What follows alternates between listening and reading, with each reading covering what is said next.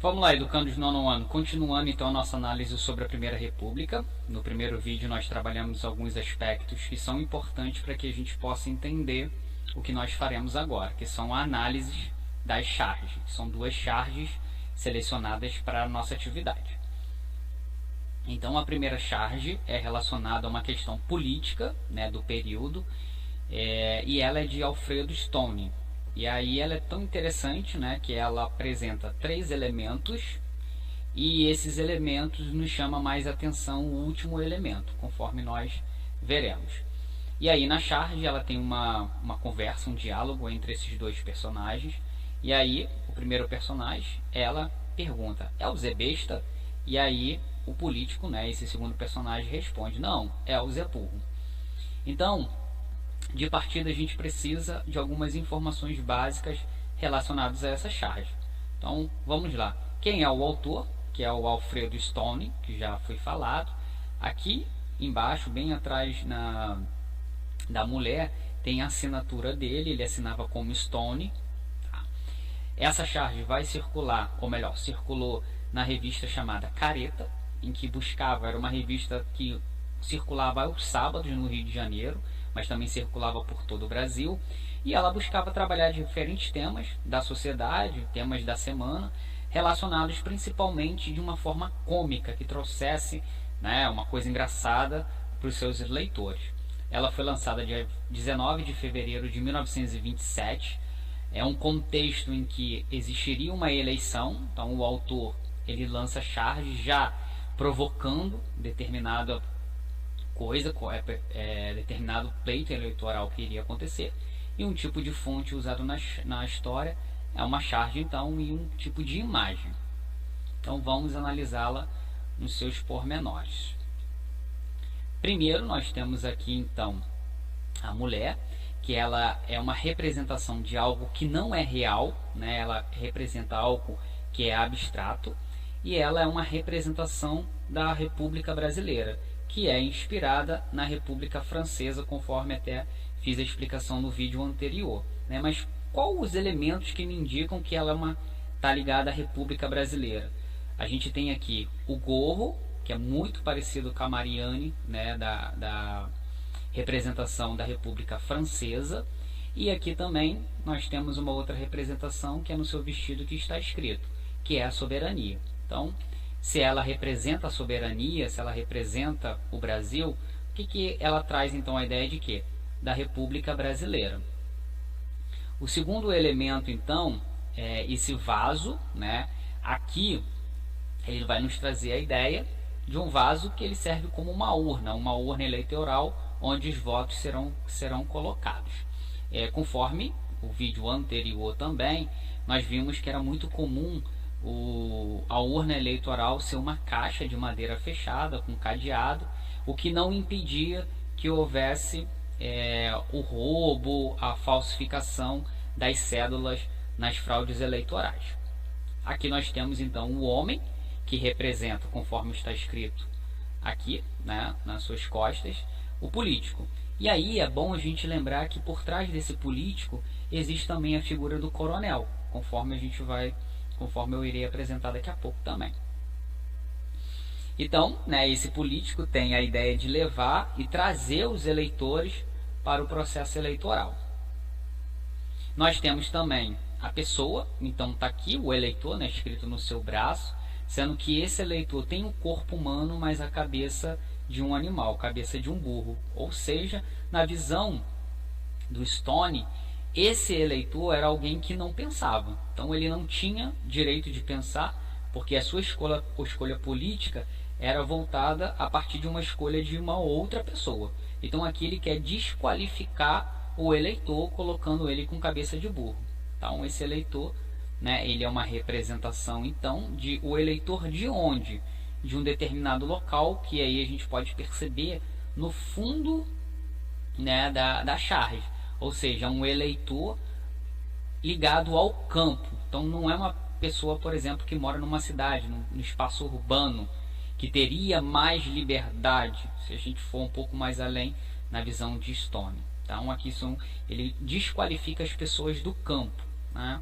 Então os olhos fechados, aqui dá para a gente perceber, desse eleitor, representa que ele confia em quem está elevando. Mas o que me prova que esse eleitor ele sabia ler e escrever? E aí a gente pode indicar aqui na mão dele que possivelmente seria um livro. Então indica que ele é alguém alfabetizado, logo pode realizar a votação. Mas ser alfabetizado não garante alguém que possa escolher o seu candidato, né? Aqui na outra parte já apresenta a corda ao qual o político leva esse eleitor para o processo eleitoral. Então ela sendo puxada pelo político e presa ao eleitor, e aí acaba sendo usada em alguns animais, então ela é chamada de cabresto, e aí por isso o tema da charge.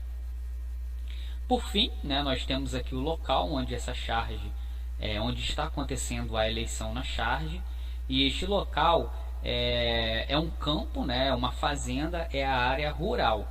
E aí esse campo nos liga àquela figura que estava ligada ao político, que é o coronel. Ou seja, ao a eleição ser realizada em uma fazenda, as raízes do poder oligárquico dos coronéis estão ligados ao quê? Aos campos. Então mostra, né, na visão de Stone, esse poder que os coronéis tinham em relação ao processo eleitoral. E conforme nós veremos depois, esse processo eleitoral ele não tinha uma ligação com o poder público, né, de ter uma fiscalização. Ele acabava estando ligado a determinadas pessoas que faziam o processo acontecer. Então poderia acontecer numa casa, poderia acontecer num campo, dependendo de quem realizasse o processo eleitoral. Então, conforme eu disse, o coronel não está presente, né, a gente não vê, mas sabe que ele sustenta esse processo. E aí, né, temos uma outra representação, que é a gente colocar junto esses elementos. Primeiro a gente tem então a soberania e a urna. Então elas representam o que nessa parte? O pleito eleitoral, né, que a eleição acontecia de forma limpa, sem corrupção, o que é uma coisa da democracia. Então o processo eleitoral ele era limpo, ele acontecia da melhor forma possível. Por outro lado, na junção do político e do eleitor, a gente tem uma outra representação, que é que a eleição era marcada pela corrupção. Então o sistema era bom, quem acabava corrompendo o sistema eram os seus participantes. Então durante muito tempo, essa charge do Stone, né, ela foi marcada, né, foi vista no decorrer do tempo como uma representação do quê? Do voto de cabresto, do voto rural ou do voto aberto, né? Mais do que evidente que foi do voto de cabresto. E por fim, essa prática era uma fraude, uma das fraudes eleitorais, sim, e em resumo, o eleitor era o quê? Ele seria então coagido, levado de forma forçada para o processo eleitoral. Conforme nós veremos agora também, não era tão assim como se parecia, né? Tinha algumas coisas diferentes, mas antes disso, vamos ver aqui um questionário com as representações.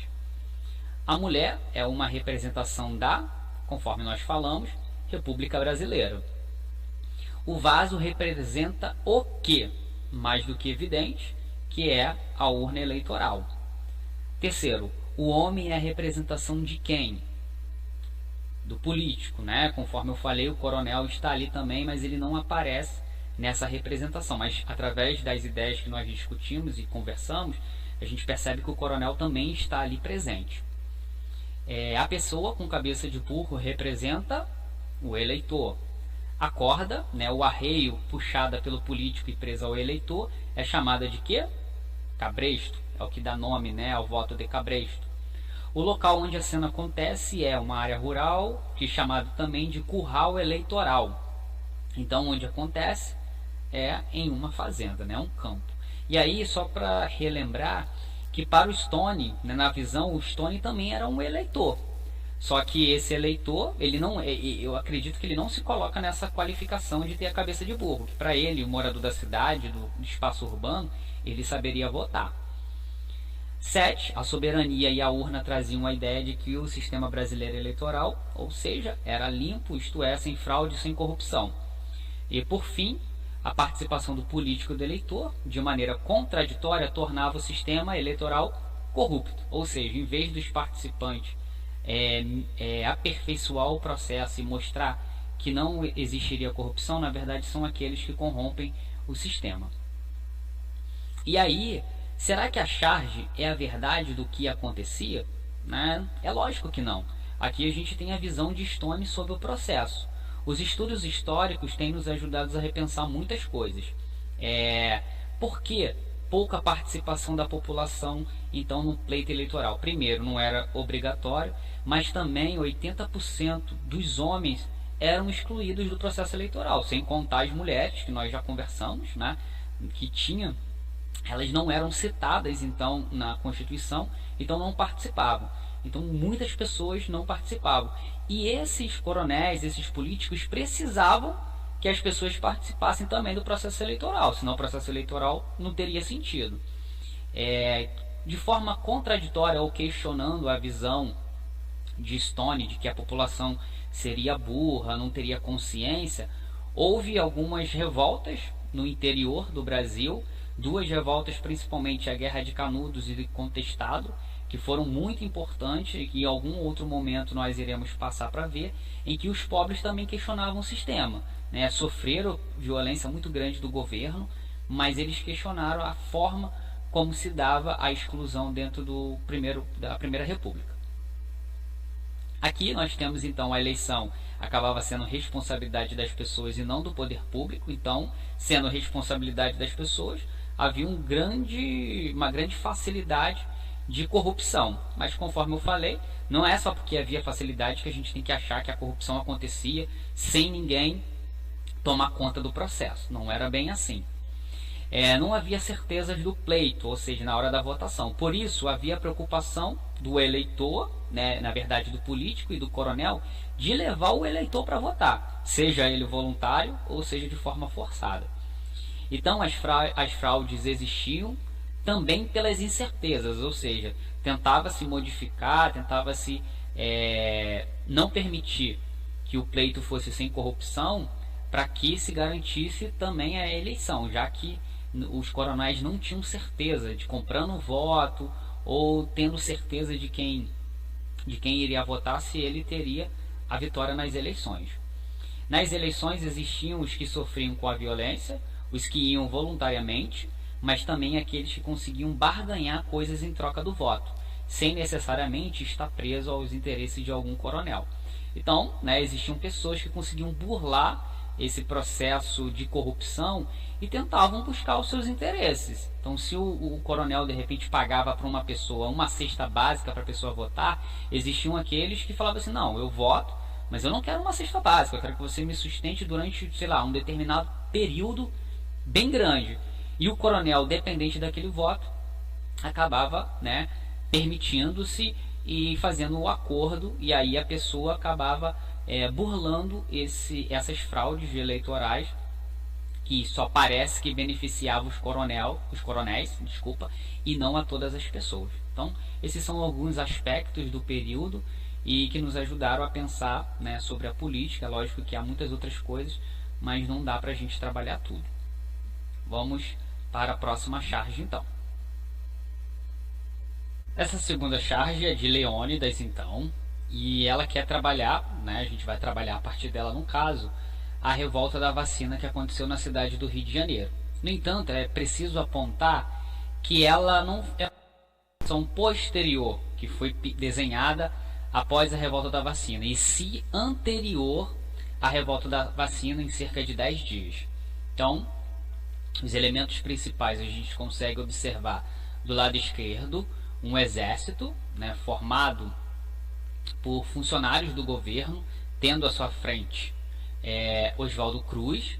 Do lado direito a gente consegue observar populares, pessoas da população mais pobre, no enfrentamento a esses soldados do governo. Mais acima a gente vê pessoas nas janelas, a gente também vê construções, e a partir dessas ideias vamos ver os pormenores para entender quais são as representações que o autor quer apresentar e quais são as representações que a gente consegue, a partir da imagem, identificar que nos leve à revolta da vacina. Então, de início, né, pegando aquelas informações básicas do mesmo jeito que nós vimos na charge anterior. Então, o autor é o Leônidas Freire, que ele assinava como Leônidas. Ela circulou numa outra revista chamada Revista O Malho, que é a anterior à revista Careta e que fez muito sucesso, né, durante um período. Depois a Careta surge para competir com ela. Ela também circulava aos sábados e era muito voltado para imagens, de tentar trabalhar temas que ocorriam durante a semana e também temas políticos através de charge e através de outras imagens. A data de publicação então é dia 29 de outubro de 1904 e ela também é uma charge, ou seja, uma imagem utilizada na história. Então o primeiro elemento que a gente vai separar para analisar é a imagem de Oswaldo Cruz. Aqui ele é apresentado montado em uma seringa e com uma lanceta, né, uma agulha nas mãos. Então, e ele está representado aqui como se fosse Napoleão Bonaparte, né, representado como um ditador. Mas por que ele seria um ditador? Diante das circunstâncias de que ele estava à frente do governo nas ações de saúde. E aí o seu combate se dava principalmente com muita violência contra os mais pobres. Então essa imagem de ditador, para a gente que conhece de repente Oswaldo Cruz, que sabe da importância no combate a diversas doenças, para a gente essa representação de repente está errada. Mas para o período, para aquele processo em que as pessoas viviam, o Leônidas fez uma representação em que a população entendeu qual era o recado que estava sendo passado. Então o homem representado montando em uma seringa e com uma agulha, uma lanceta nas mãos, é o cientista Oswaldo Cruz, que foi responsável, né, pelo combate às doenças do período no Rio de Janeiro, as políticas sanitárias, né, que ele era o líder, e ele é comparado então a Napoleão Bonaparte. Bom, em seguida nós temos a imagem por completa, né, porque um conflito, porque o autor traz uma ideia de uma briga, de um conflito na população. Ela é uma representação então de uma guerra, e a inspiração do autor é uma guerra que aconteceu no período que foi muito noticiado nessa revista, que é a Guerra Russo-Japonesa. Então o autor entende que há alguma coisa, algum confronto, alguma ideia, algo maior que circula na sociedade, e ele tenta mostrar isso através da sua charge. Então nós temos aqui a luta entre a Brigada Sanitária, que do lado esquerdo, né, que são os soldados, que são os funcionários do governo, e do outro lado, né, nós temos a população. Então esses soldados ligados ao governo, eles estão armados com equipamentos de quê? Quase todos eles, né, estão em cima de seringas, e eles também trazem lancetas em suas mãos. Então esses são equipamentos de saúde. Por outro lado, né, a população carioca mais pobre traz outros objetos do dia a dia para o confronto. É interessante que um dos soldados, esse que está aqui bem atrás, né, de Oswaldo Cruz, ele traz um jarro em mãos. E isso é bem interessante. Por quê? Essa ideia dentro da política sanitária do período, a ideia do que ele traz ali dentro, traz a ideia de higiene, de limpeza. Então, se for realmente um vaso com água, né, o que tudo indica o quê? Limpeza, que a sociedade, né, que eles precisavam levar para a população mais pobre. Se ele está trazendo essa ideia então de limpeza, que está ligada aos ideais sanitaristas europeus, a ideia que se quer trazer, que se traz a ideia de limpeza, quem é que precisa ser limpo? É o outro lado, conforme nós veremos depois. E esse exército também carrega um estandarte escrito vacina obrigatória, com duas caveiras, que elas representam o quê? Não quer dizer que a vacina seja a morte, não é isso a ideia que quer trazer, mas que a vacina obrigatória representa a morte em relação ao medo da população em relação à vacina, até porque, conforme eu disse, não houve uma busca do governo de conscientizar a população em relação aos benefícios que a vacina trazia. Não, na verdade, buscava-se, né, a ideia era aplicar a vacina para se solucionar o problema, mas sem explicar, sem trazer as ideias da sua importância para a população. Em outra parte, né, nós temos então os populares, são apresentados menos organizados, eles estão ali um em cima dos outros, eles não estão montados em cima de nada, e possuem homens como mulheres.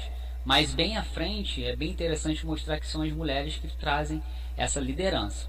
Nas janelas, né, também nós vimos outras mulheres. Porque os funcionários do governo não têm mulheres e no outro lado, nos populares, tem mulheres. Como funcionários do governo, no período, né, pouquíssimas eram as mulheres que tinham liberdade de sair de suas casas para trabalharem. Então não tem funcionários do governo mulheres. Por outro lado, nós temos as donas de casa, aquelas pessoas que cuidam dos seus lares, né, que estão ligados então à ideia da mulher.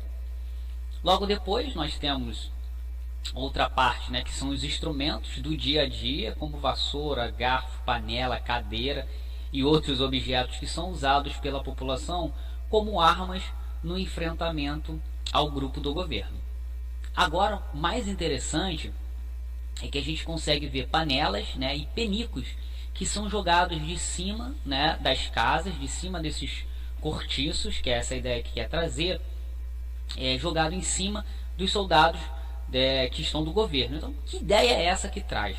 Né, os penicos eram um recipiente onde se colocavam urina, fezes durante a noite, e lugares que não tinham saneamento mais básico era usado, né, para recolher essas coisas básicas, esses elementos básicos, né, do ser humano nos lugares mais pobres. Então acabaram sendo relacionados à ideia de sujeira. Então a população é a ideia de sujeira e que joga sobre os soldados do governo. Por isso vem aquela ideia de água. Enquanto a população é sujeira, o governo, né, trazia a ideia de limpeza com a água.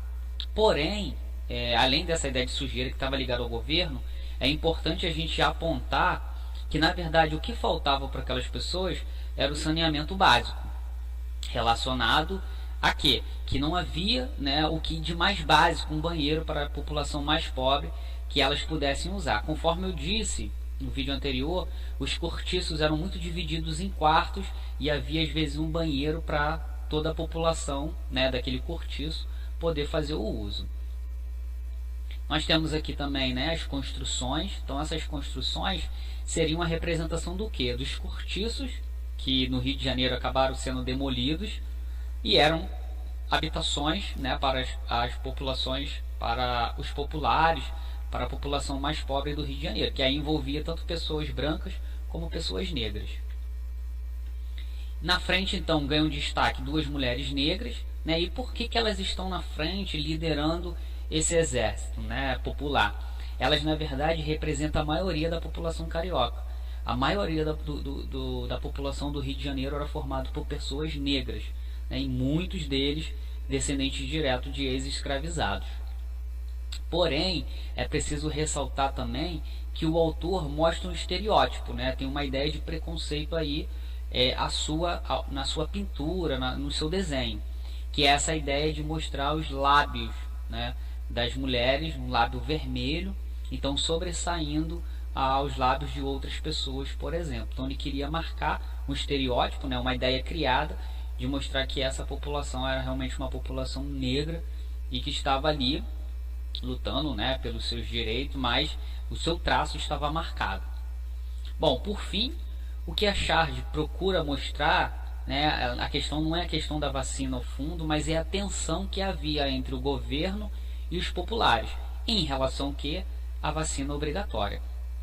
Quando a revolta acontecer, ela vai ter como pano de fundo, né, como um dos objetivos, a luta contra a vacina obrigatória, mas tem outros interesses também, há outras questões que vieram anteriormente e aí acabaram resultando na revolta. Então vamos resolver rapidamente esse questionário para a gente entender, né, a charge, e depois a gente pontua outras coisas. O homem em cima de uma seringa, né, com uma lanceta nas mãos, é o cientista Oswaldo Cruz. A luta entre o exército de Cruz e o povo ocorre, né, em uma rua do Rio de Janeiro.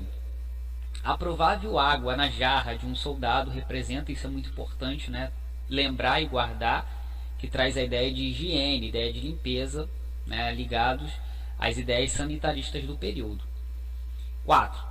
O estandarte vermelho, vacina obrigatória, mais as duas caveiras é uma indicação da morte. Em relação ao quê? Em relação ao medo da população, né? Em relação à vacina. As armas usadas pela população são que utensílios do dia a dia. O penico e os dejetos, eles indicam na visão do governo, né? A visão do governo em relação à população, o que indica? A ideia de sujeira. Ou seja, o governo trazia a limpeza, a água e a população a sujeira, alguém que precisava ser limpo. Até porque a sujeira trazia a ideia das doenças. Né? A gente vai questionar isso daqui a pouco. 7. As construções representam moradias populares da época, os chamados cortiços, né? Que eram habitações bem precárias, muitas vezes para a população mais pobre. As mulheres que lideram representam a maioria do quê? A maioria da população que era negra.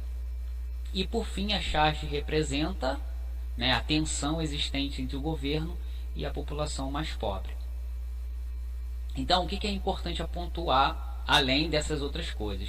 Primeiro, Leônidas apontava para a possibilidade de um conflito, o que ele acabou ocorrendo 10 dias depois da sua charge de ter sido lançada. E na charge também, ele coloca a acentuação do vermelho, o que quer indicar um aspecto de violência da cena, ou seja, de um conflito. Na visão do governo, os problemas da cidade não estavam relacionados à política econômica e social excludente, e sim na maneira de viver dos mais pobres. Então, em vez do governo focar no que ele não fazia, ele focava sobre a população e a sua maneira de viver. O problema da doença são vocês, e não as outras coisas, e não aquilo que fazia com que a população acabasse sofrendo em decorrência da pobreza, em decorrência das doenças. E durante muito tempo o conflito ele foi visto como uma ação de incivilizados, né, e desordeiros, mas hoje há outras visões que entendem aquela revolta como uma revolta muito importante e de luta dos populares por seus direitos. José Murilo de Carvalho, um historiador que se dedicou ao estudo da revolta, ele fala que um dos motivos, né, que tenha levado a população a se revoltar, além da vacinação obrigatória, é a questão moral. Que até no primeiro vídeo eu pontuei, né, que os homens não queriam que suas mulheres ou seus filhos, suas filhas mostrassem parte do seu corpo para outras pessoas, o que era inaceitável naquele período. Outros autores apontam para o processo autoritário de exclusão das classes populares do centro da cidade. Então lembra que em 1902 começou a reforma da cidade e várias pessoas foram excluídas, foram expulsas dos seus lares, que eram os cortiços foram destruídos e as pessoas passaram a morar muitas vezes longe do centro ou morar a fazer construções e dar surgimento às favelas. A charge também apresenta uma contradição da imprensa, porque ao mesmo tempo que a imprensa mostrava que a população mais pobre não aparecia nas revistas, estava na inércia, não fazia nada, por outro lado mostra que havia sim um desejo, um interesse de buscar os seus interesses. No entanto, a charge mostra a população se revoltando. Quando há a revolta de verdade, a revista quase não falou nada da população, apenas criticou as pessoas que fizeram a revolta. Em vez de mostrar as contradições e os problemas, não. Eles só criticaram as pessoas que fizeram a revolta e deram muito ibope, né? Mostraram muita coisa das pessoas que estavam sendo expulsas do Rio de Janeiro e falaram assim, ó, o governo, nós concordamos com vocês em pegar esses desordeiros, essas pessoas que não querem nada, e fizeram uma revolta. Pode até parecer que a população foi ignorante naquele momento, até porque a vacina, né, conforme nós vemos hoje, é uma coisa importante. No entanto, a população desconhecia todo o processo e o governo não se preocupou em mostrar a importância da vacinação. Por outro lado, usou a violência. E aí a gente pode até pensar, e qual seria a relação com a pandemia do coronavírus hoje em dia?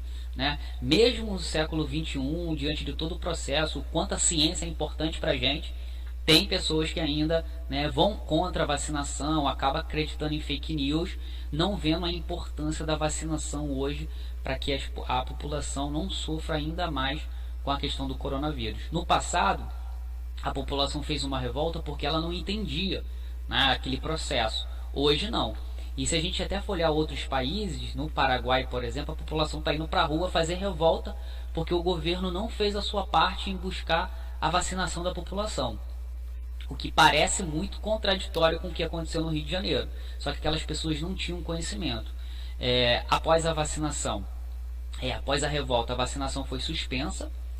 Muitas pessoas foram expulsas do Rio de Janeiro, conforme a gente mostrou, conforme eu mostrei, né, no vídeo passado. E muitas dessas pessoas eram pessoas negras, crianças, mulheres e idosos. Não houve a preocupação de entender, né, o que essas pessoas estavam buscando. E por outro lado, anos depois, a varíola voltou a matar muitas pessoas no Rio de Janeiro. E aí, acho que, se eu não me engano, só a partir de 1909, com a população consciente da vacinação, é que a varíola vai deixar de ser uma epidemia que causou muitos problemas no Rio de Janeiro. Bom, pessoal, eu sei que são muitas informações, mas são essas ideias que eu quis trazer para vocês em relação às duas charges, tá bom? Qualquer problema, pode fazer contato que eu estou aqui para ajudá-los. Um grande abraço.